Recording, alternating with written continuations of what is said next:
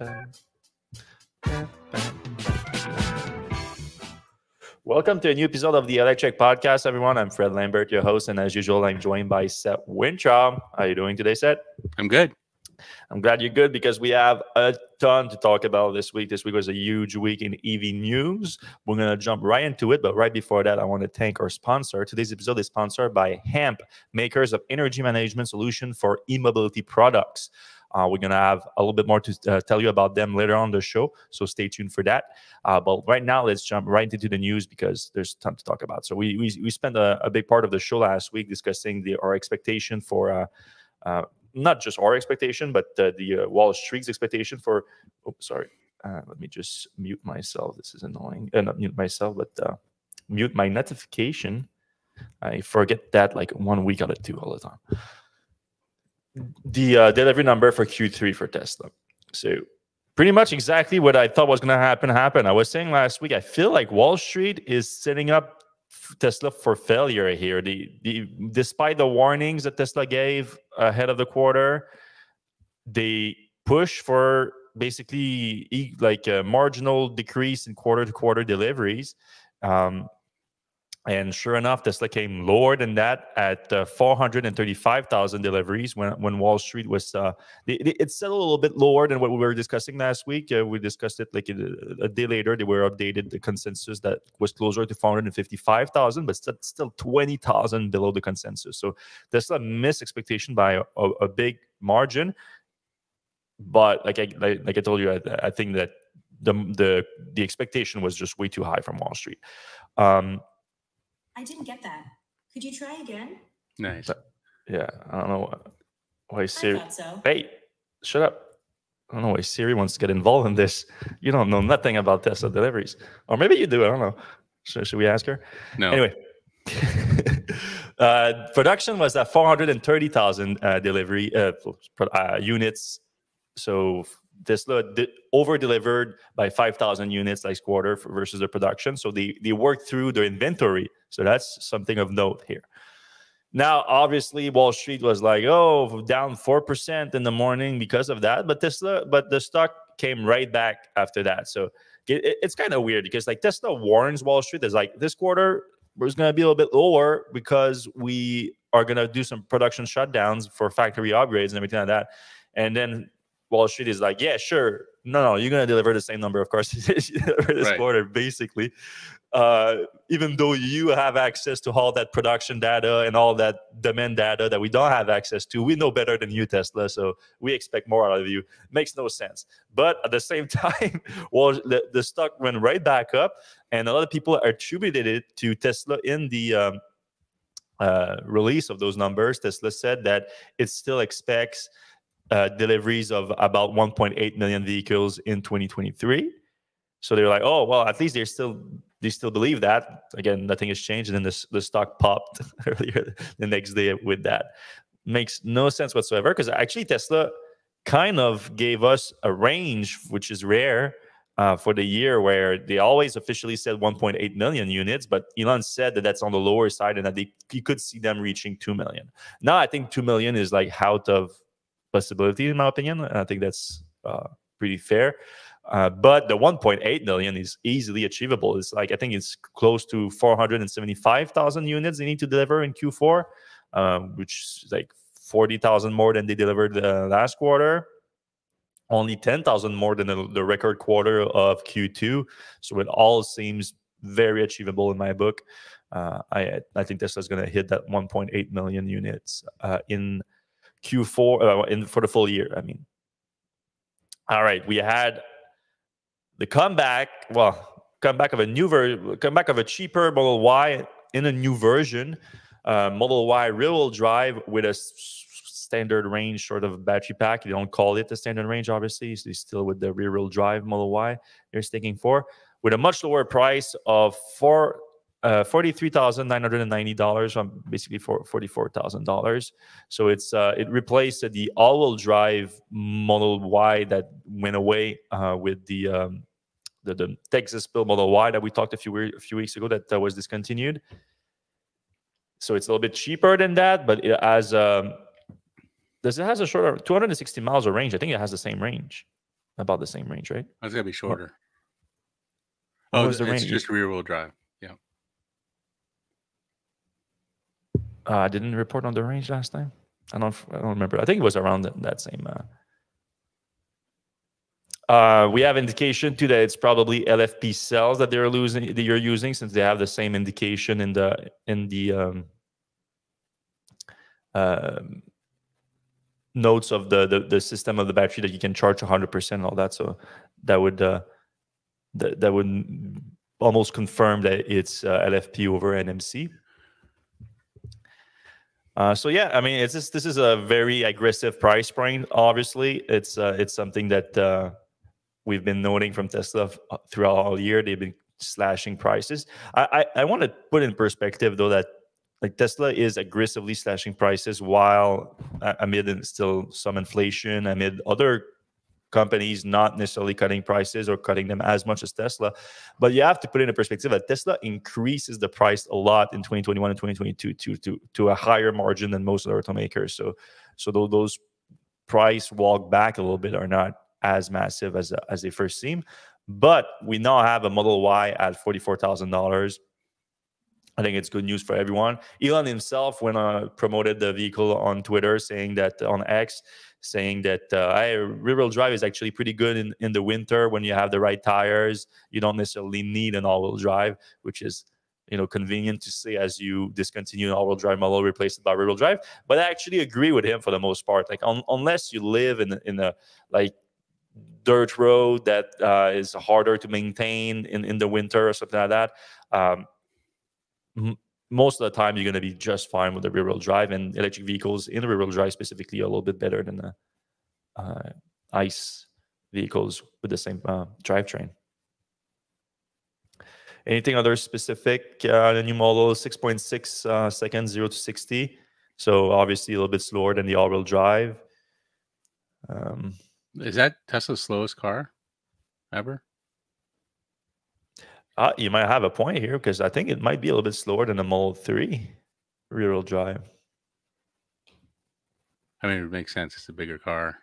Yeah, bigger car. Also, how is Tesla getting away with the $7,500 tax rebate on LFP batteries?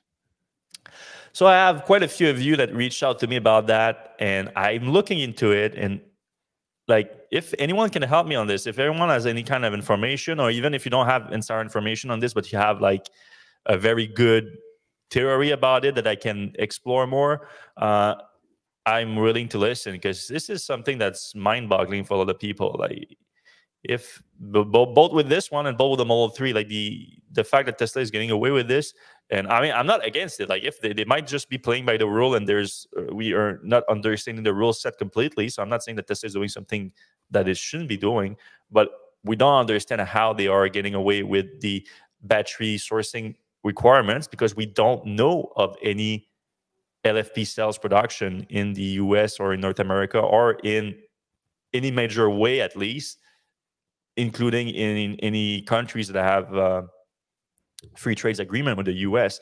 There's some production right now, LFP cells in Quebec, actually, but it's super low volume. And I mean, it would be giant news if Tesla is getting that from there. And I don't think that's the case. Yeah, and I think Ford is even kind of putting its LFP plant on the back burner at the moment. Yeah.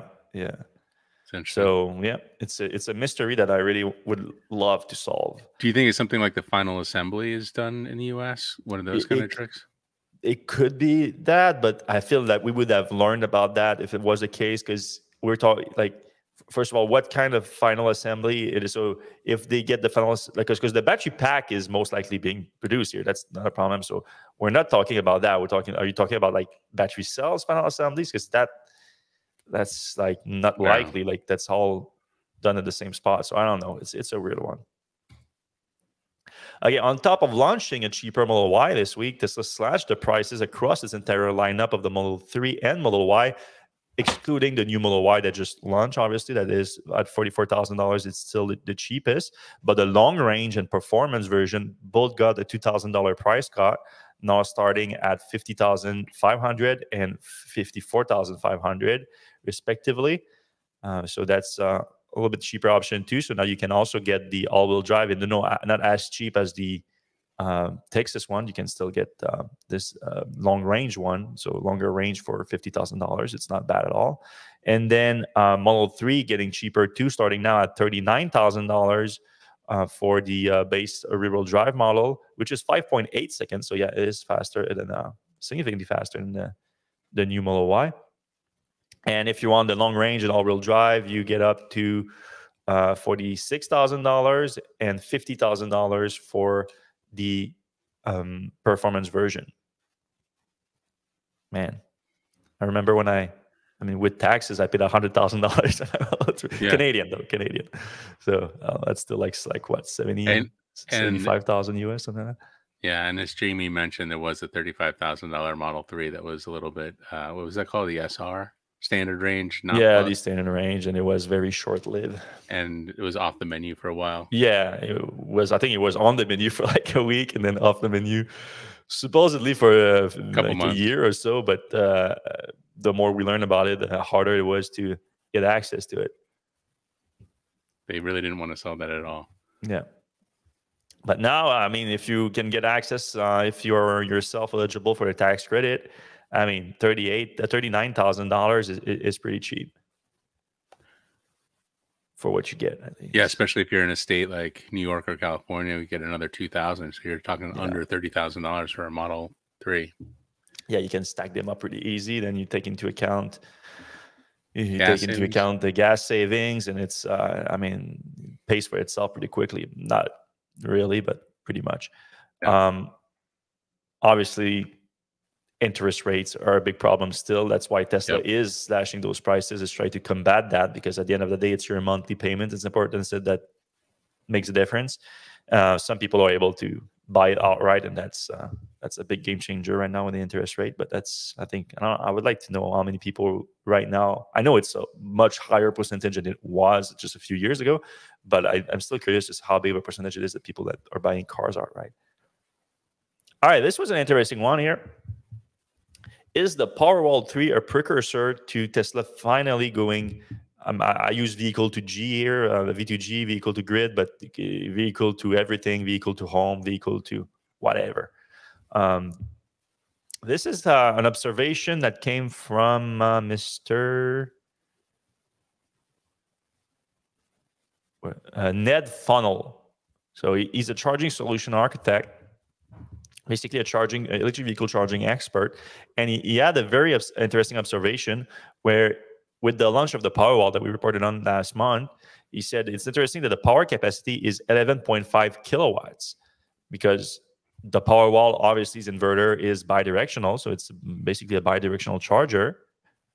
And it happens to be the same capacity, 11.5 kilowatt, that you have on all the latest Tesla vehicles. So everything except the rear-wheel drive Model 3 has an 11.5 kilowatt charger.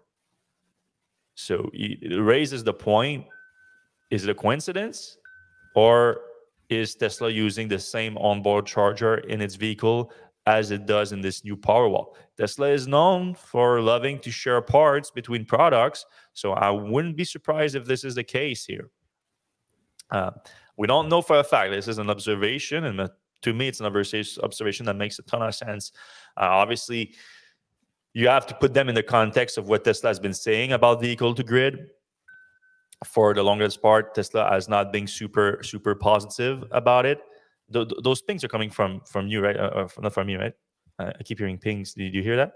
Yeah, it's my stupid watch. I can't turn it off. I wasn't sure. Sorry.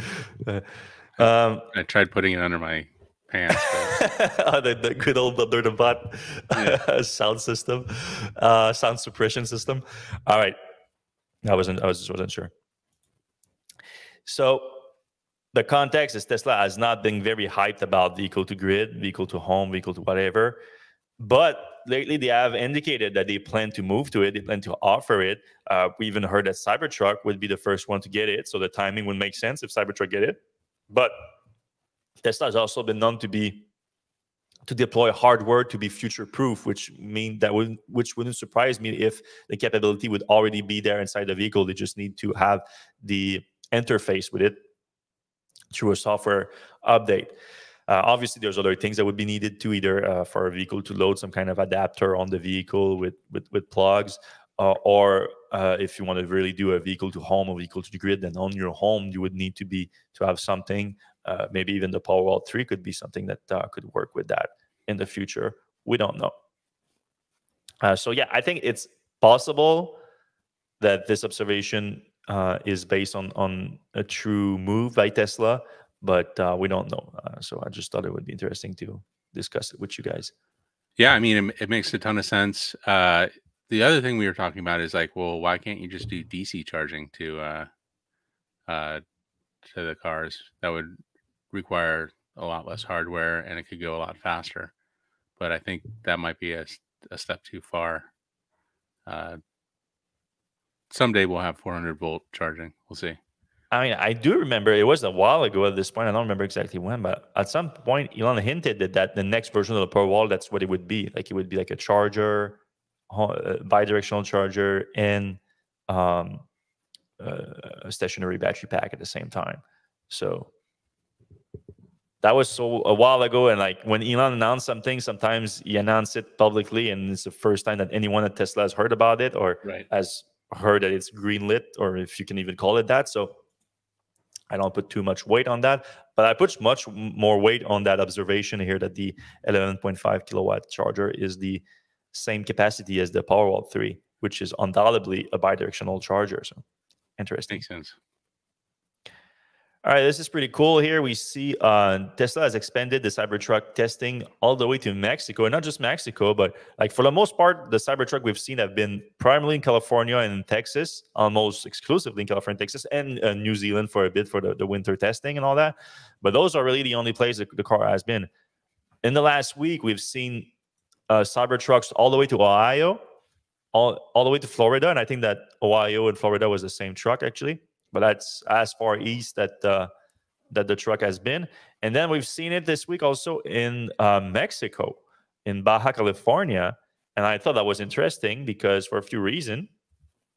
First off, we have another wrap. Or I don't know if it has to be a wrap, and it's not. Yeah, a decal, maybe you call it. Maybe they left it in the wrong neighborhood. Yeah, or it could be an actual graffiti too. Like they might have hired like some kind of actually, didn't you have a graffiti artist do your Model X? Yeah. So I don't know. It might be. I don't know how good stainless steel is as a canvas, though. Yeah. But yeah, that's not the interesting part here. Anyway, the interesting part is in Baja California. I don't know if you remember, but in 2020, Elon said that Tesla might test the truck in Baja. Said we're working on increasing dynamic air suspension travel for better off-roading.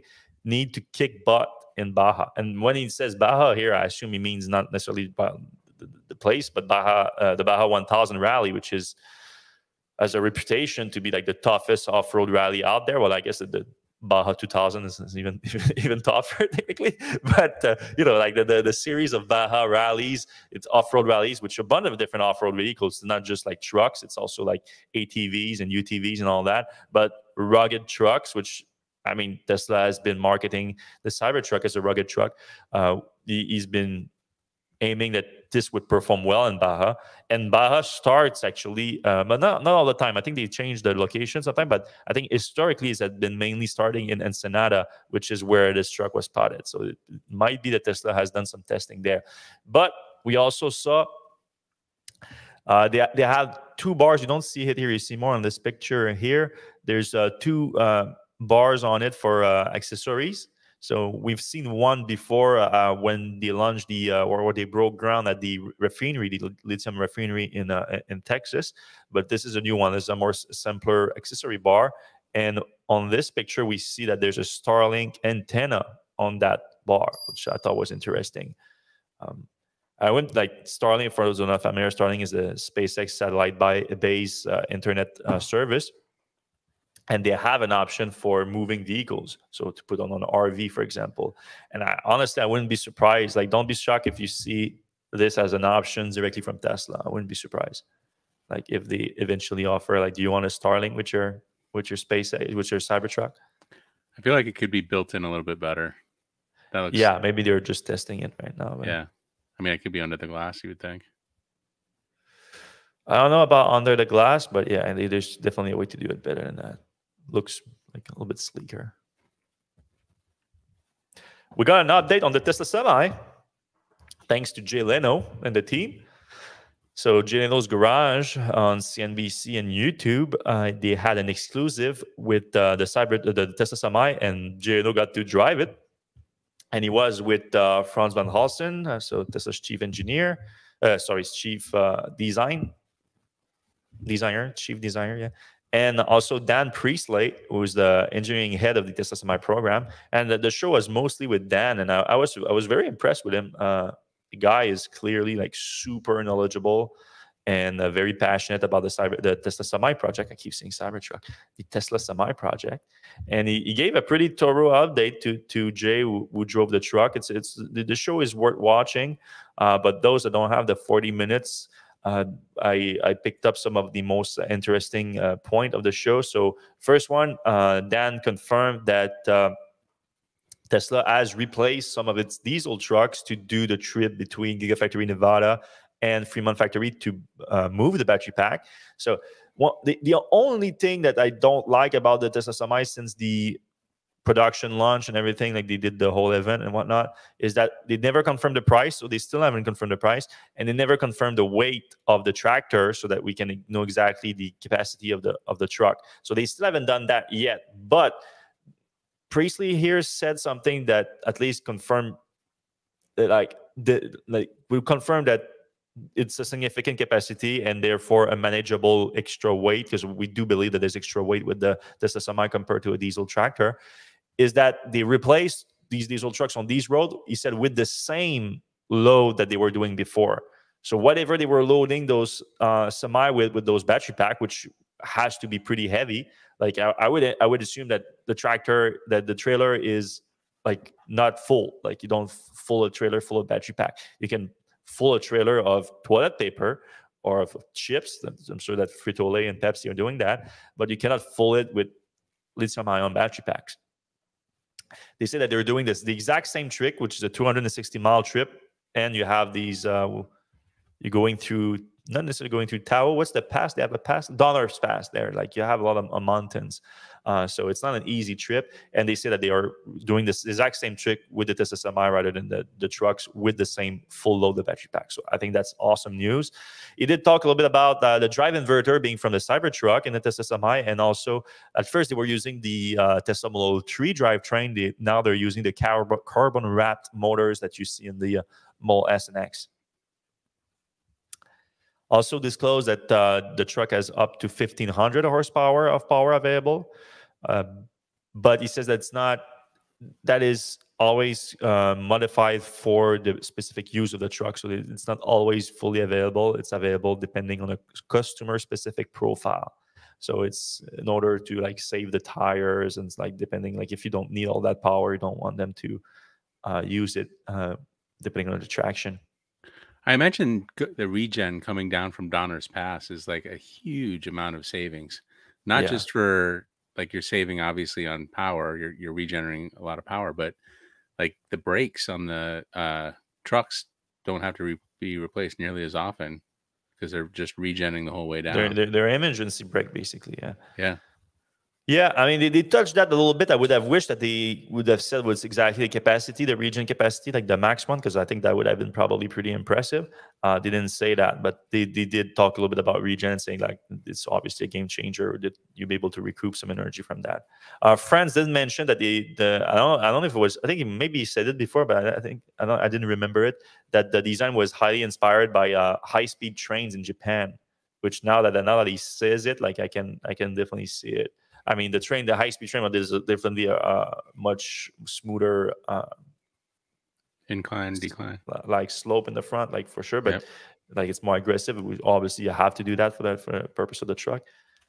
But now I can definitely see it. Priestley has confirmed that they're planning a sleeper cab, but they're only going to deploy that once they have deployed more mega charger station for long distance driving, because it's just.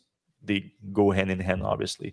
If you want a sleeper cab, it's probably because you want to go more distances. They already have technically the capacity to do long haul with the 500-mile version of the truck, but they are concentrating the deliveries right now for companies that they use that internally, like Pepsi, for example, that goes between their distribution centers. So even though you're doing long distances, you can just charge at those locations rather than charge in between. Also, he confirmed that there's about 70 of them made. So I don't know if that's necessarily surprises people. The last time we had an update on that is when Tesla did the recall, and they recalled like 35 of them, which confirmed that they had 35. Now they are up to 70, so basically double that. So we know that the volume production of that truck is only coming once they have the expansion in Tesla Gigafactory Nevada, which has been stalling since the announcement in January. We haven't seen anything happen there. I did add a report this week, and I found a bunch of new job posting that was posted in the last few days for the Tesla Semi production at Gigafactory Nevada. So that's good news there. But until we actually see Tesla build and the expansion of the factory, like nothing's going to happen. So don't expect 50,000 trucks a year, like Elon said, would be coming in 2024. That's madness. But maybe in 2025 if things start moving. Yeah, missing just by a year would be an improvement. Yeah. All right, another one that's been lagging is Gigafactory Mexico, and yesterday we learned maybe why that's the case. The governor of Nuevo León, the state where Tesla is building this, just outside of Monterrey, it's the Samuel Garcia is his name. He said that Tesla and the states are right now negotiating for the deployment of energy, water, road, and rail infrastructure at the site. And if you see the site, like, I mean, it's next to a highway, but it's pretty deserted around it. So it makes sense that until there is deployment of that, I mean, you could build a structure of it for sure. And I don't know why that hasn't started. Tesla has submitted its environment study, but until at least production, there's just no way that you do that without the electricity, water, infrastructure, and even probably rail for transport of employees and whatnot, and transport of goods too.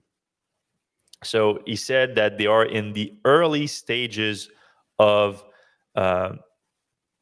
investment negotiation, early stage of infrastructure negotiation for this project. So if that's the case, I think we have to reshape our expectation, because our expectations were high for Gigafactory Mexico. Tom Zhu is now in charge of the Gigafactories at Tesla, said that you could see Tesla doing something like they did in Shanghai, which moves super fast. So obviously they could still do that, because like the real impressive thing about Shanghai was like from breaking ground to production was 9 months, which is insane. So they haven't broken ground even yet. So that could still happen. But we thought they might have already broken ground by now. The thing was announced in March, so it's been a while. So maybe reshape our expectation until they have a plan for deploying infrastructure at the site. That's kind of a minimum requirement. All right, this was a very weird one, a very controversial one this week. So we reported a few times on this class action lawsuit that some Tesla owners are trying to put together in order to hold Tesla accountable for the claims that they've made around full self-driving and their lack of delivering on those claims. Which, I mean, as myself an owner of a full self-driving and having some disappointment in Tesla not being completely transparent about the timeline, like, and I put a lot of the blame on that on Elon, obviously, because he's the one setting those timelines publicly. And I think if you were to look internally, you probably would see some pushback. That's what we've heard so far a lot. Like the recent book, for example, we saw some of that in there. So I think there's a value in investigating the situation through legal procedures and with disclosure to see, like, okay, what Elon has been saying publicly, what Tesla has been saying publicly, and what internally has been done, and where they stand in order to justify selling a full self-driving package of up to $15,000 while not delivering. I think there's some value in there. And those owners, those 5 owners there, have been that initiated a class action lawsuit. That's what they were trying to achieve. And now that's all in the garbage. A judge has shut all of that down. Tesla has managed to weasel its way out, and I've used the word weasel here, and I saw some Tesla fans. I'm sure some Tesla fans are boiling right now, but I'm sure some Tesla lawyers are kind of happy about it. They're like, yeah, call us a weasel all we want. We did our job, which technically you did, I guess. But what they did is like they got away with it by convincing the judge that all these owners have agreed to arbitration. That's a hard word for me. Yeah, arbitration. Arbitration.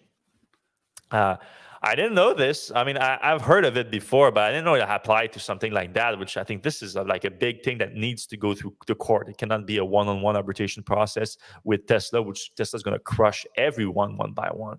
Like that's the kind of thing. Like I know class action are kind of weird sometimes, and the biggest winners are the lawyers all the time. I understand that. But they have some value in terms of like, every single owner individually are not as strong as all the owners together pulling their resources, and a farm of lawyers getting involved with the hope of having some compensation at the end. It's not the same as going against Tesla in arbitration one by one. That's just more difficult.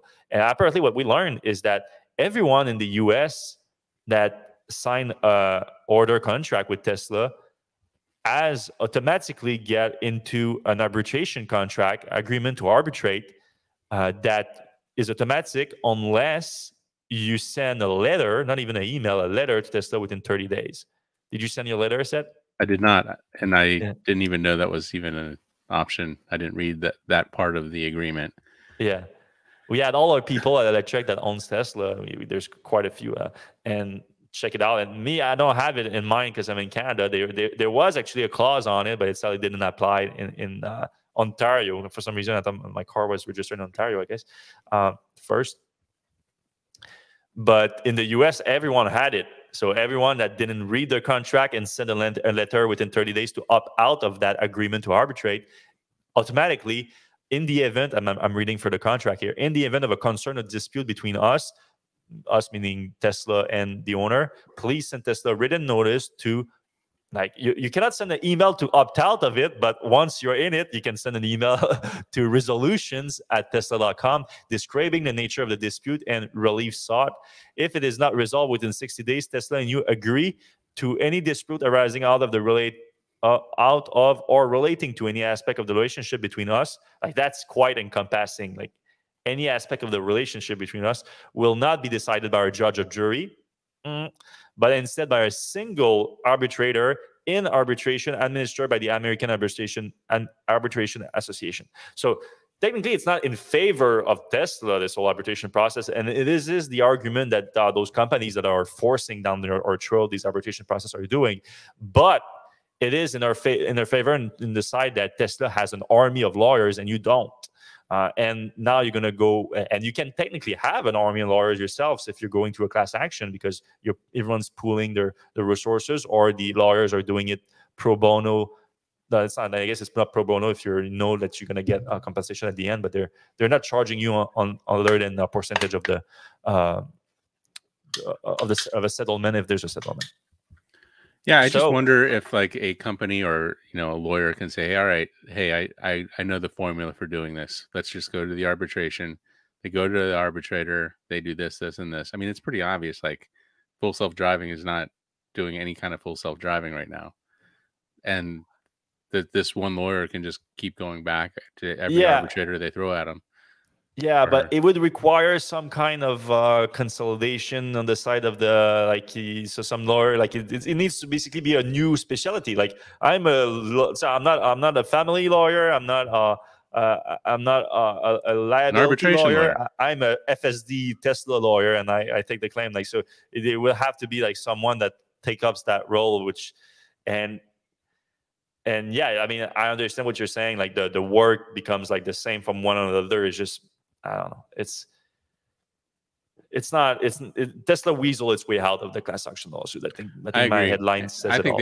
I think they should just offer it back. They've got the money. It's not going to break them. They'll go. The stock will drop a little bit, and it'll be over, and everybody will be happy theoretically. Here's the thing too. I think most people that bought FSD or like pretty hardcore Tesla fans right? that still believe that it's going to happen and all that. So I think like if you go out and you say everyone that's not happy with FSD, you get your money back. Like if you do that, you build yourself a lot of goodwill. Yep. And those that are angry about it, they get their money back. Like I don't know what kind of percentage it is. I don't believe that it's a very high percentage. I think it would be. It is a percentage that they have a valid argument. That's the thing. They have a valid argument. And all those Tesla fans that are like crying about it, like Tesla not to do that, like just don't ask for a refund and stick with your full self-driving package. And it'll eventually I don't even know if I would take a refund, to be honest. Like I still use the FSD package to some degree. I'm not happy with it, but I'm still holding on to that hope that eventually it will improve enough that it will become valuable. Yeah. All right, let's talk a little bit about our friends at AMP, who's sponsoring the show this week. Take it away, Seth. All right, today's episode is sponsored by AMP, that's AMP, makers of energy management solutions for e-mobility products. Team AMP is known for its expertise in the industry when it comes to understanding the battery and its functionality. With more than 300 years of combined experience, the team has developed proven battery management systems suitable for a wide range of applications, starting from 12 volts to 1,000 volts. That extends to AMP battery management systems algorithms that help companies building e-mobility products improve battery life while maximizing the power that can be safely utilized. The company also offers highly integrated combination of charging software and hardware with AMP EMU. That includes an all-in-one DC-DC converter, onboard charger, power distribution, and a charge controller for electric vehicles.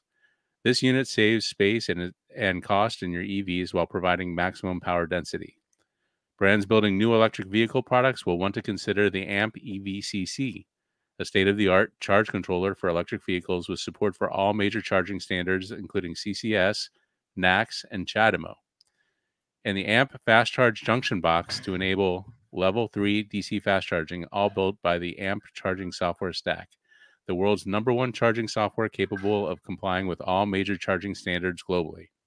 You can learn more about AMP Energy Management Solutions at amp.tech. You guys take a quick look. You guys should take a quick look at the site here.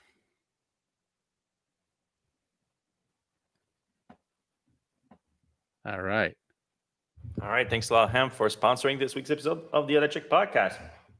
We have, we're 37 minutes in. We have a bunch of other news to discuss, our non-Tesla news, really.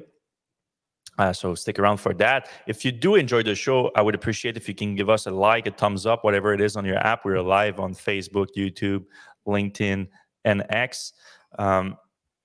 If you don't want to miss the next episode, you can also subscribe to the show or follow us on whatever app you're listening, and put the notification button on, and you will be notified whenever we go live, which is mostly 4 p.m. Eastern time, but sometimes it changes with all the travel. And we have a ton of travel coming up in the next month or so. I'm going to Japan. Europe You're going back to Europe. It's going to be a busy few months, but a lot of things to talk about on the show when you do. Yep. So that's great. And if you're listening on your podcast app, the audio version of the podcast, if you can give us a 5-star review on that app, it helps the show a ton, and we appreciate when you do. All right, let's jump right back in with. Oh yeah, these new guidelines from the IRS came out today with the point of sales, which is going to go into effect January 1st. So next year, so already a year of the reformed AV tax credit, and has been very successful so far. But one of the points that was in the original plan but was delayed a year is making it point of sale, which means that instead of having to wait on the next tax seasons to put that tax claim, your tax credit to work, you will receive it directly at the point of sales. How is what we learned today with this new guidelines. So I think one of the main point is that all the eligibility criteria are still the same in terms of income requirements, in terms of MSRP for the vehicle, and obviously all the battery requirements and all that too. So the vehicle needs to be eligible like it is already. And you need to have the limited income, which is I think $150,000 a year individual, $300,000 a year as a couple, and whatnot. There's one thing that changes though, which I don't think is going to apply to a ton of people, but it might depending on your situation. Your tax burden is not a concern anymore. So obviously, if you get a tax credit, you need to have for example, you get the full tax credit, you need to have the full $7,500 worth of federal tax burden in order for it to have any value. Now, most people that buy a car, like can afford buying a new car, has this kind of tax burden. I think Jamie calculated it's $66,000 to have a $7,500 federal tax credit. So you should be in that range to buy a new car normally, but everyone has different situation. Maybe you are not working this year, but you have a lot of assets and you want to buy a new car. There's a situation like that. Now, how it works is you need to be a dealer. So they call it not a point of sales, they call it a transfer. Basically, you can transfer, you're allowed to transfer your tax credit when you buy a new EV, but the only person you can transfer it to is a dealer. So you can give your dealer the tax credit. You have to give them all your tax information, including your income, so that they can confirm, okay, you're eligible for it. They're not required to verify it. That goes to the IRS. So a dealer needs to register with the IRS to be able to send that information and then get back the credit. So they're basically claim the credit for you. If you lie on that application or whatever, the dealer is not liable for that. So it sounds like it's the IRS that's going to go after you for that. So the dealers are all safe in that situation. They don't take the risk. It's your tax credit and the IRS. You're the two involved with that. The dealer is just like a middleman that a few days later they take the credit. And then what the dealer can do once you transfer the credit to them is that they can give you cash compensation for the same amount, or they give you a down payment of the car for the same amount. So that makes things interesting, because what it does too is like it can give you like a direct discount of the vehicle. So that actually reduces the whole price of the vehicle. So I would assume that if you do it as a cash discount and not a down payment, because they do say there's 3 of them, right? There's, in cash or in a partial payment or down payment. So that goes directly to affect your vehicle directly. Though cash and down payment doesn't really affect the total price of the vehicle, so you still have to pay full taxes on them, I would assume. It's not, that would reduce your tax, your MSRP price and then the tax after that. Still, it's a nice deal. Basically what it does, it's reduce greatly the time between which you buy the car and you get the payment from the incentive for the government. Yeah, and shout out to Michael Bauer for doing that nice flow chart for us up there. Yes. Yeah, if you go on that check and you see that flow chart, you follow it and basically tell you if you're eligible for a full credit, a partial credit, or no credit at all. And that applies also to that new point of sale starting next year, January 1st. The only advantage is if you don't have a federal tax burden, it does not apply. So people have been saying a lot, because in the original bill, there was a mention that you have to go through a dealer to get that. So a lot of people were asking, is Tesla going to be eligible, because Tesla doesn't have dealers? I read the full thing and I didn't see anything that would prevent Tesla from offering it, because even though they do again say that dealers are the only one that can offer this, Tesla is registered as a dealer in all the states that accept direct sales. So obviously there's still a direct sales issue, but that doesn't change anything with that. So where Tesla can operate, they have dealer licenses, so they can register. All the dealers that want to offer this, they need to register with the IRS, basically, because there's going to be a portal on the IRS website to handle all these transactions between those tax credits for EVs. So I just felt to mention that for people to know. All right, now we're going to get into real quick, some before delivery. You do that, we missed the Hyundai NACS thing. I skipped the NACS. Oh yeah, so our weekly NACS update. We have the Hyundai group, so that includes Hyundai, Genesis, and Kia, have announced NACS adoption. So we already knew it was coming. They already indicated it, but today, this week, they made it official. Exact same deal as everybody else, meaning 2024 adapters, 2025 adoption on new electric vehicles in North America. Only a few left, guys. Only a few left on the list that haven't adopted NACS. All right, we're gonna get into some delivery numbers from automakers with the EV space. Starting with GM. Oh, we don't have a nice chart. Okay, well, I have to find the exact numbers. But in general, the Bolt still doing nice with just short of 16,000 units, up 13% quarter over quarter.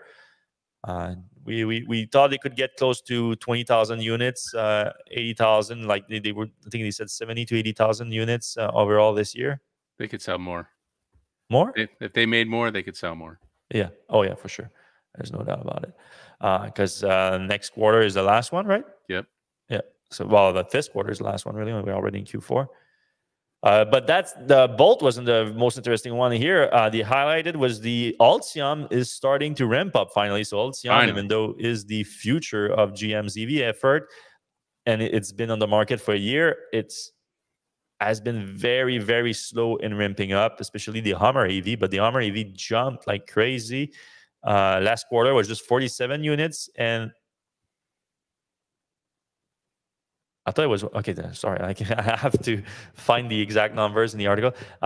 1,167 in Q3, so that's a giant jump. It's completely different. So yeah, you're actually gonna see some of those on the road now. I mean, I've seen them once in Michigan last year, but yeah, it's like seeing a unicorn. Oh, right. Well, unicorn don't exist, people. I understand that, but you know what I mean. Yep. I mean, who knows? Maybe unicorns exist. We haven't explored everything. Then the Lyriq also ramped up a lot. It doubled quarter over quarter to now 3,100 units. So like we're starting to see some, like it's still nowhere near like Model 3, Model Y numbers, but those are extremely expensive vehicles. Well, the Lyriq starts not too bad, and there was a few Blazer EV that was delivered too. 19, okay, and 18 Silverado EVs. Silverado, they didn't even announce that. Did we announce like start of deliveries? Yeah, but the problem is they were supposed to. The Silverados were supposed to launch in Q2. Yeah, and they barely launched in Q3. Yeah, 18. Yeah, that's not super impressive. Yeah, I mean, what's especially worrying is that if we see the same ramp as we saw for the Hummer and the Lyriq on these two cars, like it's a bit worrying because like we won't see any significant number until this time next year. And actually, the Equinox was, or sorry, the Equinox was supposed to start happening in the Q3. Oh yeah. So it's supposed to be say fall though. Didn't it say like yeah. So that's what they said. They said spring Silverado, summer summer Blazer, and fall Equinox. So they can still like claim that they're doing okay. Yeah, but again, those numbers they say otherwise though. Hopefully we're mistaken and like the ramp up is much smoother for those vehicles. Okay, because obviously I think the demand is there. Yeah. Rivian also came out with their delivery numbers for Q3, and it's quarter to quarter is a decent increase. So up to just 8 units short of 14,000 deliveries. Is that deliveries? No, that's produced. Sorry, that's produced. And deliveries 15,564, up from 12,640. So up 23% in deliveries quarter to quarter. No, sorry. Like the production is 16,300, up from 14,000 in the quarter. So they're still building up a bit of an inventory. I think they like 2,000 units increase in inventory over the last over the last 2 quarters. Yeah, so I mean that's a delivery fail because there's a huge line for people wanting those things still. At least the R1S, the R1T, I think you can get one in like a week or 5, something like that. Yeah, but still 2,000 units for Rivian, which has about like 30 locations in North America. It feels like a lot. Like it feels like it's a lot of units per location. Like that they have. Yeah, they need to hire some more delivery guys. Yeah. But also the CEO RJ Scaringe, when in an interview after that, then he said that he's sort of hinted that the improvement in gross margin that we've seen last quarter, you should expect something like that to this quarter with this increase. He didn't go as far as saying that, but it's kind of where he's hinted. I wouldn't expect it like a halving of the gross margin losses that they have on the car like they did last quarter, but it could be something significant because, again, 17% increase in production, 23% increase in delivery. And this is quarter to quarter, people. So quarter to quarter, this is some impressive stuff, like the rate at which they improve. They're going to still be losing money on every car this quarter, or in Q3, and probably in Q4 too, but a little less. So I'm still encouraged by Rivian. But if you've a Rivian investor and you saw your stock plunge yesterday, that's not because of the delivery numbers. That's because of they decided to go back to the market and get over $1 billion in convertible notes, which has surprised a lot of people. Yeah, why they would do that? Because they still have deep pockets. And they decided to do that. Like, I didn't look into the details of the convertible notes. I don't know if it's an aggressive notes that's going to convert. Like, technically, maybe it's something that they could actually pay back if they wanted to. Because the problem, obviously, with the convertible note is that often companies, they don't pay back and they just absorb the dilution on the stock, and that's not good for investors. But I don't know. Maybe that's not Rivian's plan. A new F-150 Lightning was launched this week, and get that name. It's called the Lightning Flash. And it's an interesting new model of the Lightning. It's basically Ford listened to the customers because there was some complaints about the customers that Ford was overcharging a lot to get that long-range battery. They were like forcing you to have the more expensive, more luxurious packages to have access to that big battery pack, which would increase the price of the truck a lot. And I think the demand for the F-150 Lightning tends to weigh heavy on the longer range version, just because if you actually want to use it as a work truck and tow and things like that, it does kill that 200-mile range pretty quickly. So you want a higher range version. So they basically put like some kind of Frankenstein vehicle together where they have some of the options of the more luxurious versions, and that still that they have that long range battery also. So you end up with a range of 320 miles, but you also have some of the more high-tech features in the vehicle, like the tow tech package, the power tailgate, the heat pump to optimize energy use. What else? I mean, it's a high-tech version of the F-150. I mean, for me, like, I looked at this package, and that's definitely like I don't want the Lariat or Platinum. It's got a bunch of stuff that I wouldn't need. The Lariat version is sweet. Yeah, I know, it's like a luxury car, Yeah. but I don't know. I think the Flash is the perfect mix of like high tech. Like, it's got the long range. It's got the heat pump, which is good for the cold. It'll improve your range a lot. And it's also got the bigger screen and the other stuff. So yeah. So it started at $70,000. So you get that long range battery for $7,000 less. Yeah, and then basically, obviously it's good. It's under 80,000 for the Platinum doesn't apply to the. Yeah. But you still have that with the Lariat too. So right.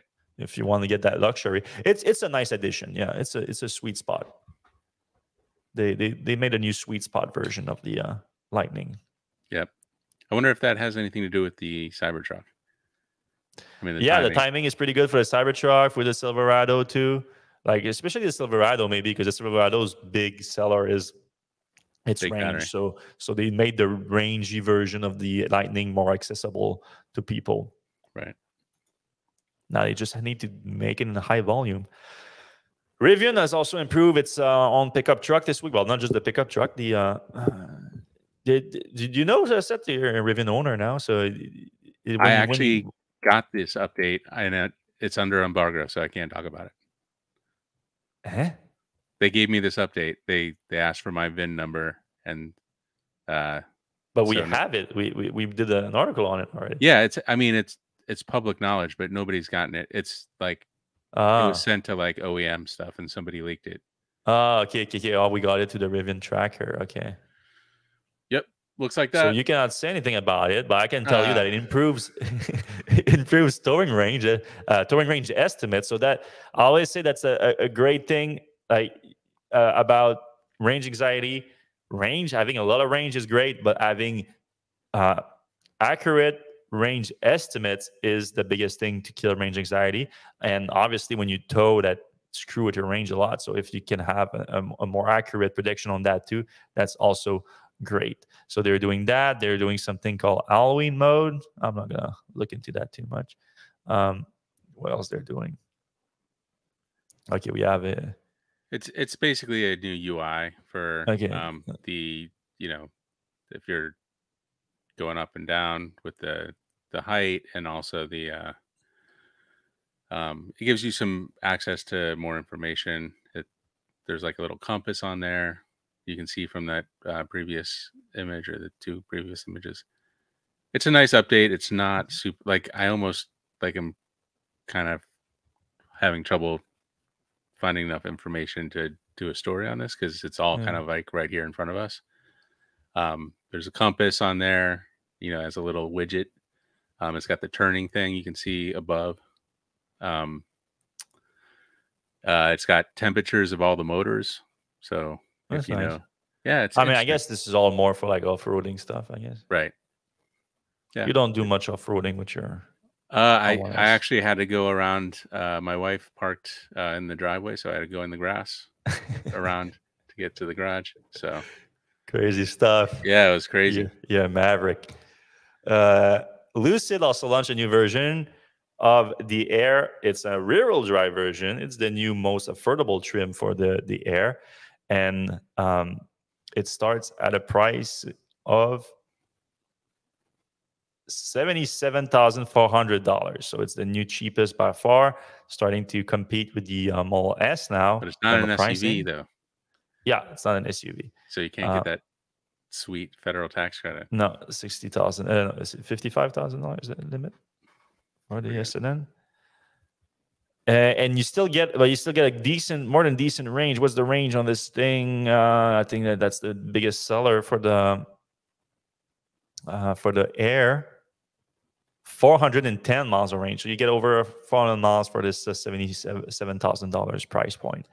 And also you get still very luxurious interior and whatnot. So, I mean, I want to try the Air. I've never tried the Lucid Air, and I really want to try it. And Lucid told me that I was going to try it this summer in Quebec. I haven't tried it, and I'm offended.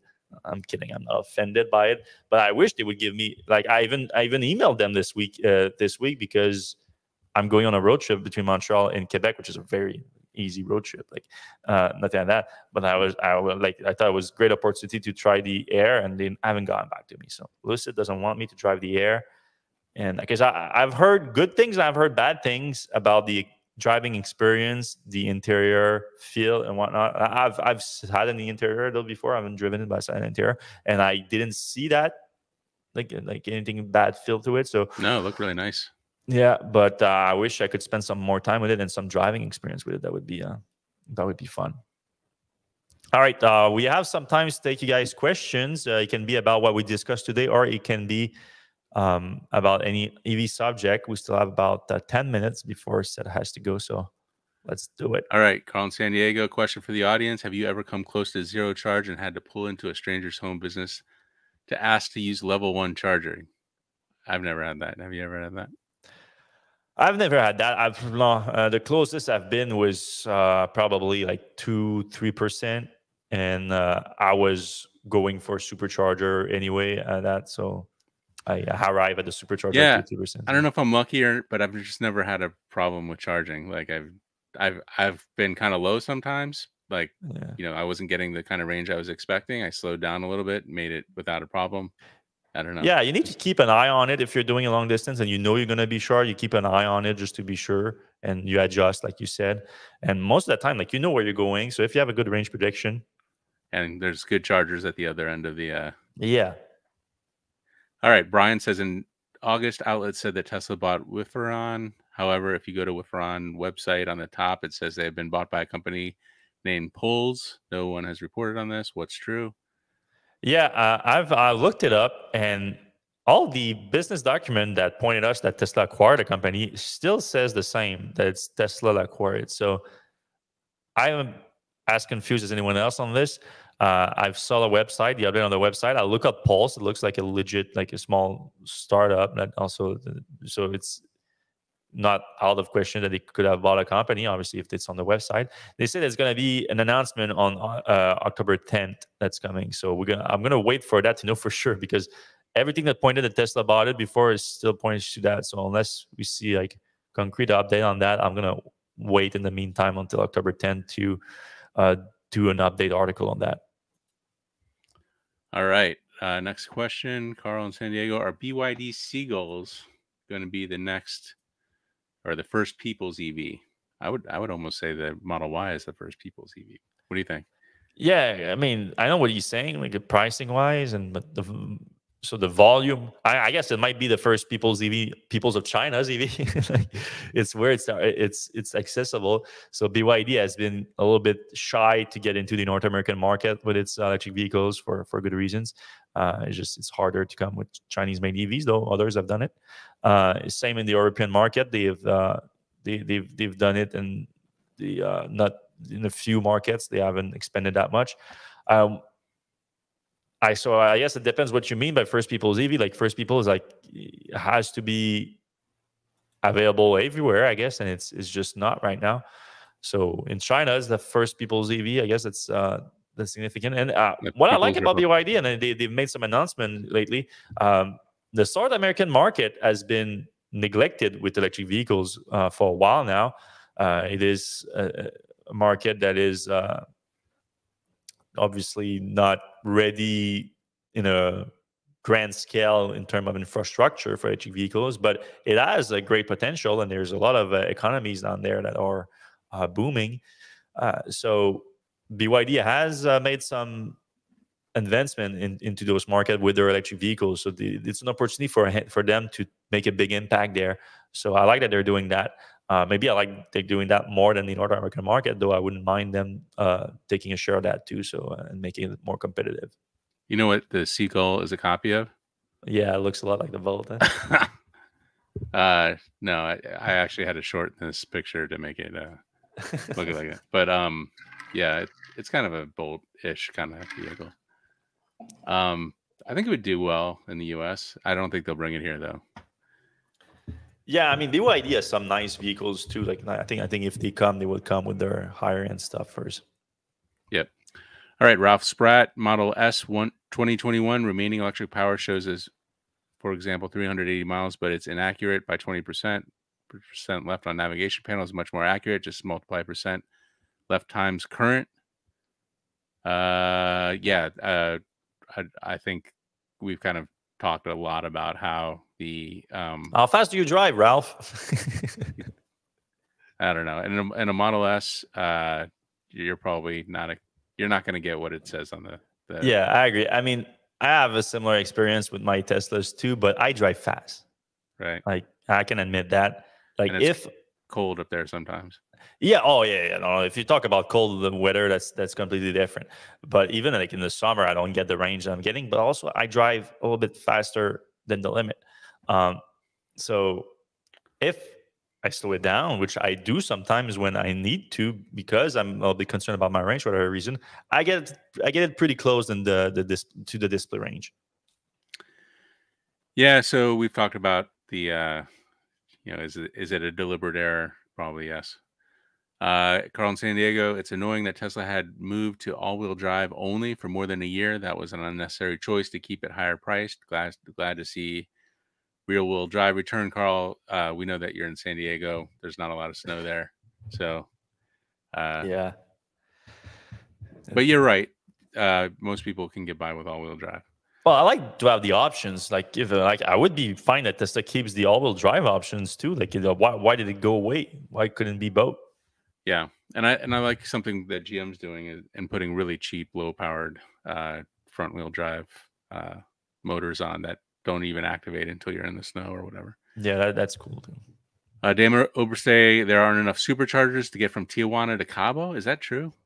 Fred, do you know? I don't think I don't know how many people are trying to get from Tijuana to Cabo San Lucas. To be honest, that is a crazy drive. I've done that drive. Like, you've done that drive in a bus, like in a minivan or whatever it was. Yeah, bus. Yeah. But so you can talk to it. Like, I've thought about it, but then I looked it up and I'm like, oh, this doesn't look like fun at all. These are not nice roads to anything.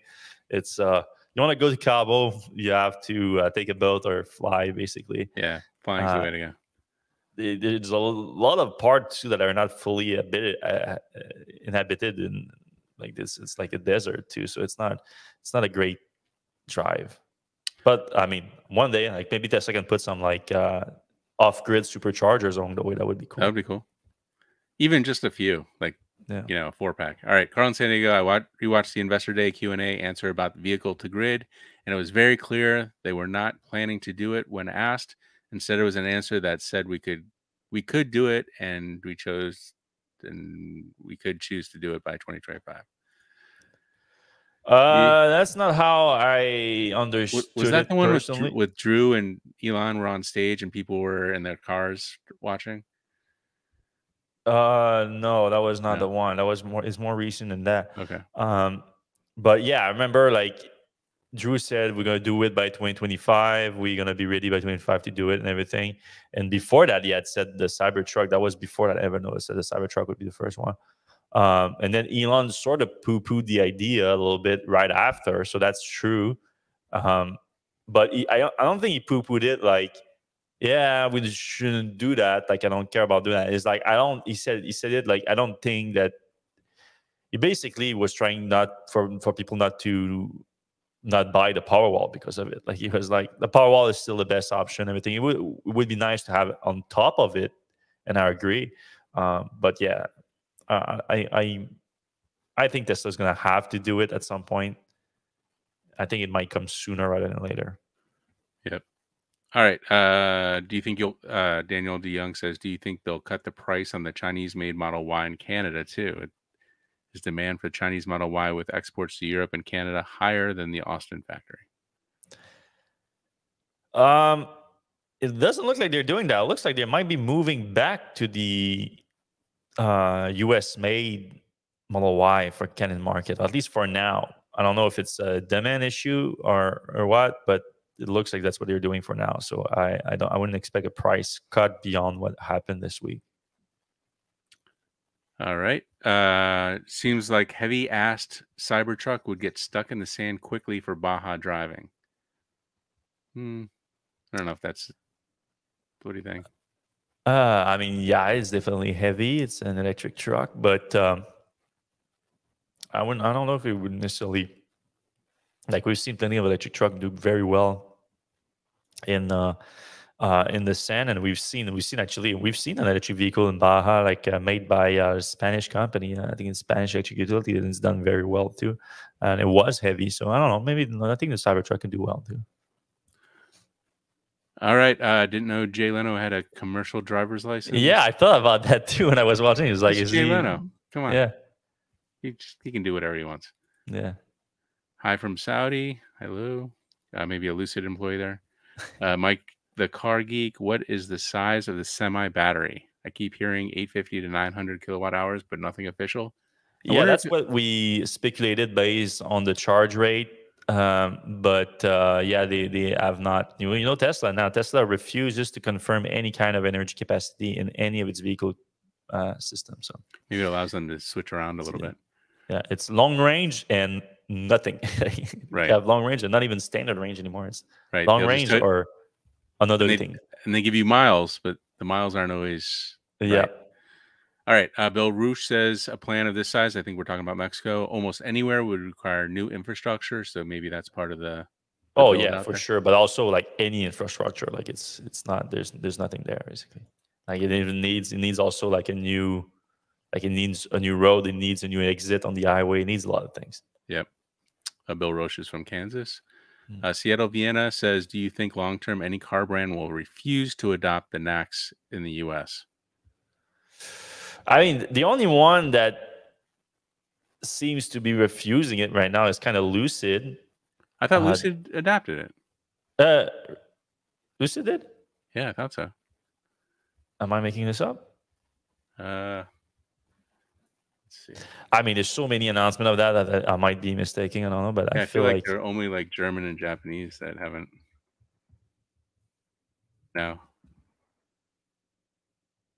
No, they haven't announced anything. Okay, maybe they haven't. And I feel like Rawlinson actually commented on it, where he was like not on board. Right, maybe because the 800-volt thing. Yeah, maybe that. Maybe there's still some bad blood with Tesla. I don't know. But yeah, it's only one that I feel like that I remember some outspoken like resistance to it. But honestly, like if everybody else adopted, and like almost everybody has adopted it so far, other than like Volkswagen and a few others, a few Japanese too, it becomes the de facto standard. And at the same time, they are just they will shoot themselves in the foot next year when all these other automakers have Tesla adapters and start taking advantage of the superchargers, and their owners can't. Like, why would you buy an EV from them? Because there's no one. The biggest Tesla hater out there cannot argue against the fact that the supercharger network is far superior than anything else in the US and in North America right now. And it is a nice thing to have a very nice charging network when you own an EV. It is. It's also a smaller adapter. Yeah, it's also just a better solution in general. But that hasn't stopped the industry for any industries to adopt the worst standard that happened in the past. Yep. But right now, the Tesla is dangling a carrot right now. It's like the supercharger network. You want access to it? Then adopt the NACS. Which, to be honest, Tesla doesn't have to do that. Like, I think Tesla would do better not doing that. I think they would do better just using it as a moat. But it's one of those moves that I think Tesla is true to its mission. They're like, our mission is not to be the only EV manufacturer, is to accelerate the adoption of electric transportation. And I think that move is like, we are going to make your EV owners happier. We're going to make it easier for people to buy your vehicles because they're going to have access to a better EV network. They're going to make some money along the way too. Like, they're going to charge for that supercharger, but like, of course they're going to do that. But I think if you zoom back and you have like two alternate universe, where you have an alternate universe where Tesla opens the NACS, and once that Tesla keeps its supercharger network close to Tesla owners, I think Tesla makes more money by owning a bigger part of the North American market, which already owns 60% of it. Of course, it's been gradually reducing, but it's still a massive part, and it will still be, versus Tesla opening it and making some money selling that electricity to some people. But like, people always compare charging infrastructure, EV charging infrastructure, to like gas station. It's like, it's not the same. Like, everyone that has a gasoline car needs to go to the gas station. Not everyone that's an electric car needs to go to a supercharger, because most of the time you charge at home. So it's not the same business, but it is going to be a big business that this is going to make some money off. But I think they make more money by owning a bigger percentage of the EV market, which they decided not to do. So kudos to Tesla. All right. Spikes 43 says, question, Seth, are you going to do a longer term Rivian review? Are you glad to have it, or would you rather have a Volvo EV9 if they were available? Volvo or EV9 if they were available.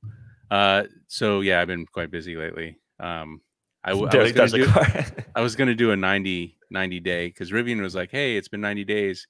How do you like your Rivian? And I was like, this would be a good post. And then never got around to it. So here's the thing. Just on my Rivian, I love it. It's a great car, but it's big, and I would much rather drive a Bolt around town, and that's 90% of what I do.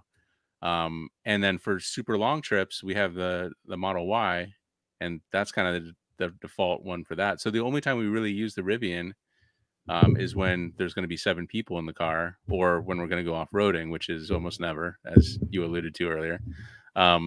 So it's just kind of like one of those things. It's sitting in my driveway a lot. We're not putting a lot of miles on it. I wonder if we had gotten a Volvo EX90, if we would use that more often. That does have a third row, but they're still not delivering those things. I don't even think they have I don't know if they even had a test drive for that yet. And they're having a test drive for the EX30 next week or the week after. So that's interesting and weird. And then obviously the Kia EV9 is not going to be nearly as good, but it's still huge. It probably doesn't drive well on the highway. I mean, the Rivian is a great vehicle, and it does what it says it's going to do. It's just, I don't need a 7-seat off-roading vehicle when I'm, driving around, dropping off, picking up kids. I mean, that's pretty much 90% of what I do, which is sad. So here's a good example. I'm going to Vermont this weekend without anybody, and you know, I'm taking the Tesla because, you know, it's going to be easier to charge. And, you know, I'm going all the way up to Burlington. Maybe you should come down. We'll have coffee or something. But I'm going to Quebec City. that's right. Maybe I'll sneak up there. Yeah, Anyway, come on. it's not too much further from Burlington, right? Yeah. It's a little bit. Anyway, like, why would I take the Rivian for that? Like, I'm just going to be, you know, driving on a highway. I might as well drive in the Tesla. And it's, you know, easier to supercharge than find. I mean, I could easily find charging points. So I don't know. I kind of think maybe I shouldn't have gotten the Rivian because I don't really use it as much as somebody who would, you know, go off-roading a lot more or has, you know, maybe they have 5 kids or something. I don't know. So that's my take. It's a great car. All right. Crimson Decade, at least they should allow you to transfer it. I think we're talking about FSD. Yeah. So they dropped the price down 2,000, but you can't transfer anymore. So, you know, both Fred and I are talking about upgrading our model. You know, so they squeezed everyone to like buy a new car by the end of September because we won't let you transfer. And then as soon as it's done, oh, by the way, it's like now $2,000 cheaper. So yeah, it's like I knew this was gonna happen. So yeah, same. I'm waiting for them to announce one more time that they're gonna do that with the lower price, and then maybe I'll upgrade. But like I don't like you know, for a long time Tesla was like we're not like those greedy dealership like that gives someone a price and then gives someone else a price. You're getting pretty damn close, Tesla, to do that. Like your pricing strategy. I mean, I'm glad that the price is going down, but the way that they pull those demand triggers on people and like Elon saying, "Oh, this is a one-time amnesty of it," and all that, it sounds like just any kind of car dealer salesman to me. Yeah. By the way, my wife took my son to. Okay, so yeah, I'll just look at the 160. Yeah, way past that time. All right. Question: now that NACS is standard, will other electric mobility devices like motorcycles accept the transition to the new charging standard? Yeah, that's already happening. Verge motorcycles already announced that. I mean, it's even better for motorcycles, a smaller adapter. Yeah, absolutely. So yeah, it's definitely the company I work with, Tehran, that does electric ATVs, also are adapting the NACS on their next generation vehicles. Boats, snowmobiles, all manner of transportation. Yeah, everything that does level 3 has to do it, basically. Yep. All right. Carl and San Diego, 18 Silverados sound like a press event batch. I think that's actually about how many they had at the press event. Maybe they just sold those off. I don't know. Yeah, because deliveries are supposed to be deliveries to dealers. So yeah, it cannot be just like they can't, but that's about the same amount. So maybe they made 36. Yeah. All right. Auction Wheels question: will the Ioniq 5 charge at 240 kilowatts with the NACS? So Ioniq 5 uses 800 volt charging, so I think it actually charges a little bit less, significantly less, actually. Yeah. Well, they have 250s chargers, though. That Tesla. Yeah, but they're at 400 volts. They are. No, they're not the new ones. The new ones are not 600. They might be 600. Yeah, I think the latest ones are 600 now. But anyway, Tesla NACS can support up to 1,000 volt. So eventually they will. Right now on the superchargers, you wouldn't be able to get that on most of them. But that's also true on other charging stations too. Like it depends on the station. Like there are plenty of CCS stations that are capped at 150 kilowatts. So. Right. And frankly, 150, if you're getting that for most of the charge, it's pretty good. You're happy with that too. Like the charging curve is the most important thing. Yep. How scary is it to own a very expensive Rivian if they can't turn around and go bankrupt? I'm like, if they lose a lot more money, I'll start worrying about it more. But yeah, at this point, I mean, it depends on how long you want to keep it too. Like I think a Rivian is going to survive for at least the next 4 years, the worst. Like so. And that's again worst case scenario, I'm saying.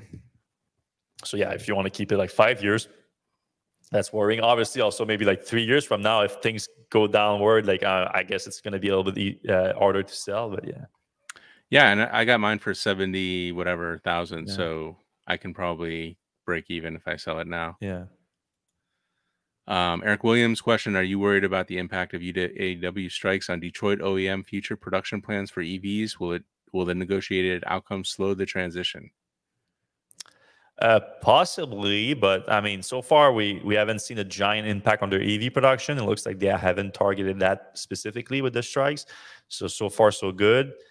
We've seen some progress too. Right when we were going live, the UAW president announced that they had a deal with GM for at least for the battery plants. So they're going to unionize the battery plants.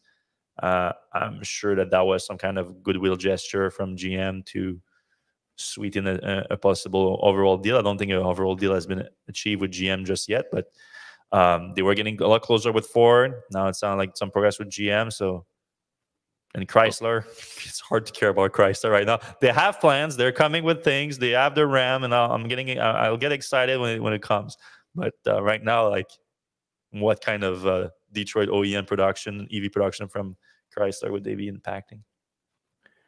Nothing. Yeah, I guess the what is it? The Chrysler Pacifica minivan, that hybrid, plug-in hybrid. Not big numbers there. All right. Yeah.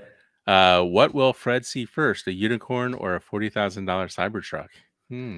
A unicorn for sure. I don't think we see a $40,000 Cybertruck ever, unless some big change with the inflation happens too, and then we come back to a more reasonable market. But like with Tesla, probably starting with the higher end, going down. But like the cheapest right now with the current macroeconomics, I don't see a cheaper Cybertruck than 60,000 probably. Yeah. All right, question, especially for towing, but also for every EV. I want to see the actual kilowatt hours in the battery real time. Why can't we have that with an aftermarket setup? How useful is that though? How is that more useful than percentage or miles? He just wants the raw data. I don't know. I guess that helps. I mean, I think that there actually are third-party apps that does that. I would assume. All right. Of these companies, which do you think is least likely to be around in 10 years? Fisker, Lucid, or Jaguar? Interesting three. Ooh, yeah. Mike took some three. Very interesting one. I mean, right now, based on the financials, I would say Lucid, least likely to be around. But in terms of products, I would say Lucid most likely to stay around. I think, but again, I haven't drove it. Make me drive it, Lucid. I was going to say, drove it, but from on paper, I think they have the best product and the best product. The best plan, they have the best strategy. They just need to turn their financial situation around, which I think is possible, especially with the backing of the Saudis. Fisker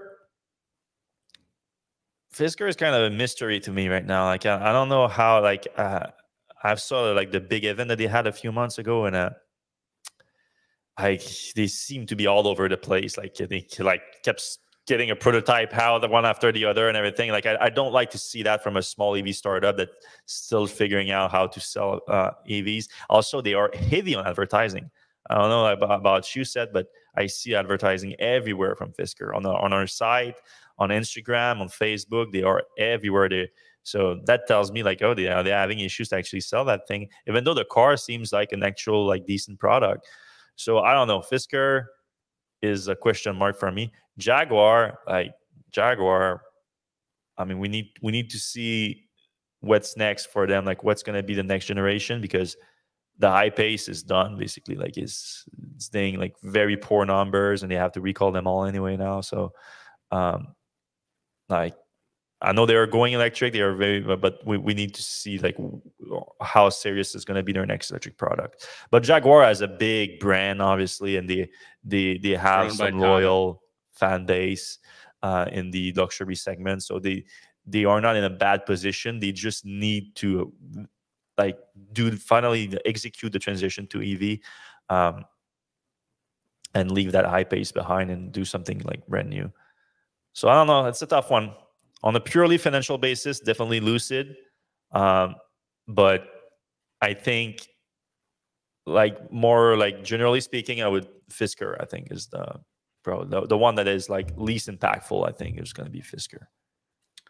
All right. TN9 question. Would you like would like to hear your estimate on what year the first sodium battery car hit North American market. Yeah, my estimate would be valueless. I don't know enough about it. Yeah, maybe it would hit Mexico because I know they're starting to be built in China, so that might be their first port of call. PS, love your show. Thanks a lot. Mike the Car Geek. Front wheel drive is only good in snow because of weight distribution is over the front. Rear wheel drive in an AV with relatively even distribution should be A-okay. Yeah, absolutely. That's true. All right. And then Fisker is definitely marketing to Carl through YouTube. Yeah, they're marketing everywhere. All right. Thanks, everyone, for listening to the show this week. A lot of you are tuned in. I appreciate it. If you're still listening an hour, 25 minutes into the show, you're a real one. We appreciate you. If you can give us a thumbs up, a like, a subscribe, a 5-star rating on your podcast app, all those things, we appreciate them a lot. They help keep the show going. We're a top 10 automotive podcast in the world. That's not true in the U.S., but still, that's pretty cool. We're going to see you same time.